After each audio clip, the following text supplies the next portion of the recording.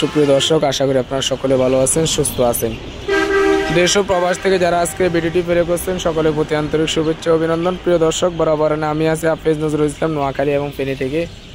দর্শক বন্ধুরা, ভিডিওতে যে মুরগিগুলো দেখতেছেন এগুলো বয়স প্রায় 1 মাসের উপরে চলে গেছে। তো সাধারণত আমরা 1 মাস 15 দিন বা 1.5 মাস বিভিন্ন বয়সের ফার্মে মুরগিগুলো বিক্রি করে থাকি এবং বাংলাদেশের বিভিন্ন অঞ্চল থেকে আপনারা এসে আমাদের লোকেশন থেকে দেখে শুনে নিয়ে যেতে পারবেন। তো যাই হোক, আজকের বিষয় সেটি নয়। আজকে যে বিষয় নিয়ে আলোচনা করবো সেটি হচ্ছে এই অনেকে ফার্মে মুরগি লালন পালন করবে, ঠান্ডায় অথবা গরমে মুরগির নানান ধরনের সমস্যা দেখা দেয়। তবে সবচেয়ে বেশি সমস্যা যেটা হয় সেটা হচ্ছে ফার্মে মুরগি শীতকালীন সময়, অর্থাৎ শীতকালে এই মুরগিগুলো বেশি ঠান্ডা লাগে এবং মুরগিগুলো রোগ আক্রান্ত হয় বেশি। তো সেজন্য আজকে শীতকালে কয়েকটি টিপস আপনাদের সামনে শেয়ার করবো, আপনাদের সাথে আলোচনা করব, যেটা আমি করে ভালো ফলাফল বা ভালো কার্যকারিতা পেয়েছি সেসব বিষয় নিয়ে আপনার সামনে তুলে ধরার চেষ্টা করব। তো প্রিয় দর্শক, অবশ্যই চ্যানেলটি সাবস্ক্রাইব করুন, পাশে থাকা বেল আইকনটি অন করে দিবেন। ভিডিওর যে মুরগিগুলো এগুলো বয়স 1 মাস।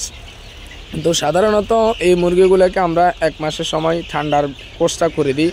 যদিও এখন শীতকালীন সময় নর্মাল ঠান্ডার ডোজ বা নর্মাল অ্যান্টিবায়োটিকের কারণে ঠান্ডার ডোজ করা এখন সম্ভব নয়। এখন আপনাকে হাই অ্যান্টিবায়োটিক দিয়ে ঠান্ডার ডোজ করাতে হবে এবং মুরগিগুলো যাতে ঠান্ডা না লাগে সেজন্য আপনাকে কী পদক্ষেপ নিতে হবে, তার মধ্যে অন্যতম একটি হচ্ছে যে মুরগিগুলো পর্দা ব্যবস্থাপনা।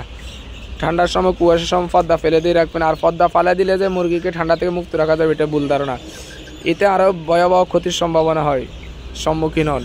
যেটা হচ্ছে যে মুরগিগুলো যখন পর্দা ফালা দিবেন তখন হচ্ছে যে নিচে যে লিটারগুলো থাকে এগুলো গ্যাস হয়ে যায়, গন্ধ হয়ে যায়, দেখবেন মুরগির চোখ মুখ দিয়ে পানি পড়ে, মুরগি গ্যাস খায়। এর অন্যতম কারণ হচ্ছে আপনি পর্দাটা সবসময় পালা দিয়ে রাখেন। শীতকাল হোক গরম কালে আপনাকে পর্দা নিয়ম মাফে উঠাইতে হবে, হালকা হোক কম হোক, কারণ মুরগি ঘরে পর্যাপ্ত পরিমাণে আলো বাতাস না দিলে মুরগি বেশি রোগ আক্রান্ত হয়। এখন আসুন, শীতকালে যাদের মুরগিগুলো জিমায়, চুনা পায়খানা করে, পাতলা পায়খানা করে, তারা হচ্ছে যে কোন ওষুধগুলো ব্যবহার করবে সেই বিষয় নিয়ে আমি আপনার সামনে আজকে আলোচনা করব। মুরগির জন্য গুরুত্বপূর্ণ অ্যান্টিবায়োটিক, যাদের মুরগিগুলা শীতে মারা যাচ্ছে, কোনো কাজ হচ্ছে না কোনো ওষুধ, তারা অবশ্যই জেন্টাবেক এবং হচ্ছে যে রানামাইসিন। আমি ওষুধগুলোর নাম আবারও বলতেছি যাদের আপনাদের বুঝতে সহজ হয়।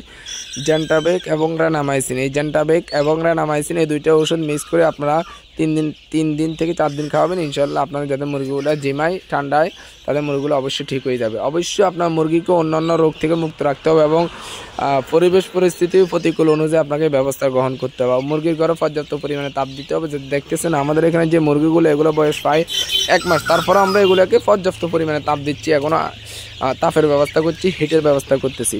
তো এই জন্য আপনার মুরগিকে শুধু ওষুধ খাওয়ালে হবে না, এইসব বিষয়গুলো মাথায় রাখতে হবে এবং মাঝে মাঝে লিটারের ভিতরে যে গন্ধ হয়ে যায়, ময়লা আবরণ জমে যায়, এগুলো বাইরে করে ফেলতে হবে, তাহলে মুরগির ঘরটা গন্ধ হবে না।